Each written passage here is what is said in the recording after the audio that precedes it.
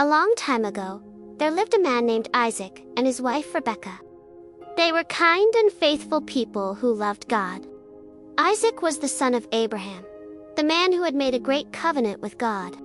Isaac and Rebekah had been married for many years, but they had no children. So Isaac prayed to God and asked him to bless them with children. God heard Isaac's prayer, and soon Rebekah was expecting a baby. But not just one baby, she was going to have twins. While the babies were still in her womb, they struggled with each other. Rebekah was worried and asked God why this was happening. God told her, "Two nations are in your womb. The two boys will become two different peoples. One will be stronger than the other, and the older will serve the younger." When the time came, Rebekah gave birth to two boys. The first baby was red and hairy all over. They named him Esau. The second baby came out right after, holding onto Esau's heel. They named him Jacob. The name Jacob means one who grasps the heel, but it can also mean trickster. As they grew up, the two boys became very different. Esau loved the outdoors. He was strong, wild, and liked hunting in the fields. Jacob, on the other hand, was quiet and preferred to stay at home. He liked to help in the tents and cook with his mother. Isaac loved Esau more because he enjoyed the wild game Esau brought home. But Rebekah loved Jacob more. This favoritism would later cause many problems.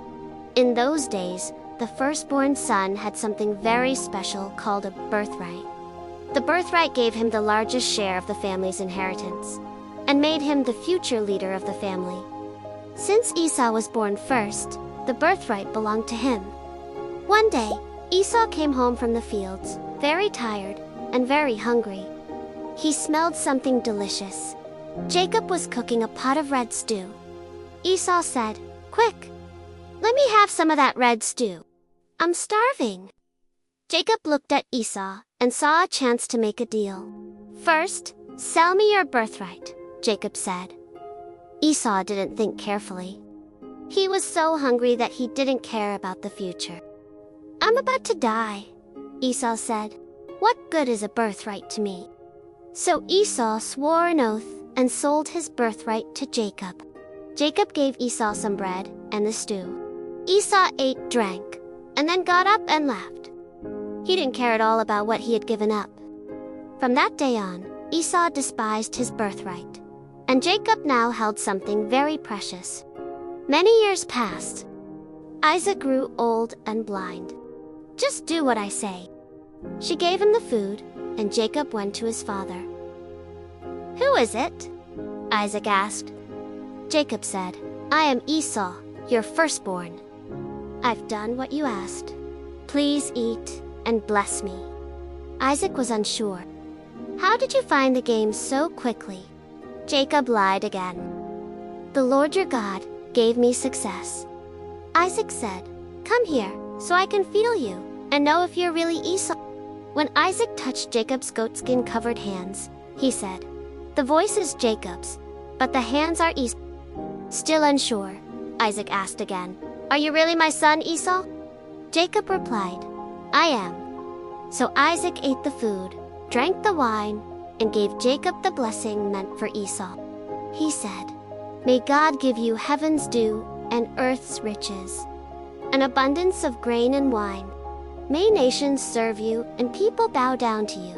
Be Lord over your brothers, and may your mother's sons bow to you. Cursed be those who curse you, and blessed be those who bless you." Jacob had received the powerful blessing. Just as Jacob left, Esau came in with his own meal.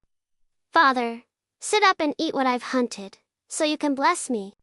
Isaac trembled. "Who are you?" "I am your son, your firstborn, Esau," Esau said. Isaac was shocked. "Then who was just here?" "He tricked me and took your blessing." Esau cried out, "Bless me too, father." Isaac said, "Your brother came deceitfully and took your blessing." Esau begged, "Do you only have one blessing? Bless me too." But Isaac had already given Jacob the greater blessing. He said to Esau, You will live away from the earth's richness. You will live by the sword, and you will serve your brother. But one day, you will break free." Esau was heartbroken and furious. He cried bitter tears. From that day on, Esau hated Jacob. He said in his heart, "My father will die soon. Then I'll kill Jacob." At the top stood God. God said, "I am the Lord, the God of Abraham and Isaac. I will give you and your descendants this land.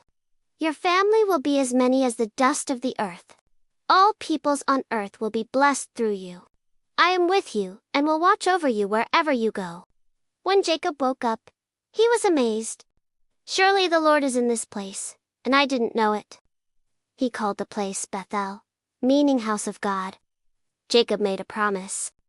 "If God will be with me, protect me, and bring me back safely." Jacob's journey had only just begun. He would live many years away from home, but he now knew he was not alone. Jacob stayed with his uncle Laban for many years. He married and had children. God blessed him with wealth and family. After a long time, God told Jacob, "Go back to your homeland. I will be with you." Jacob obeyed, but he was afraid. What if Esau still wanted to harm him? Jacob sent messengers to Esau with gifts and a message.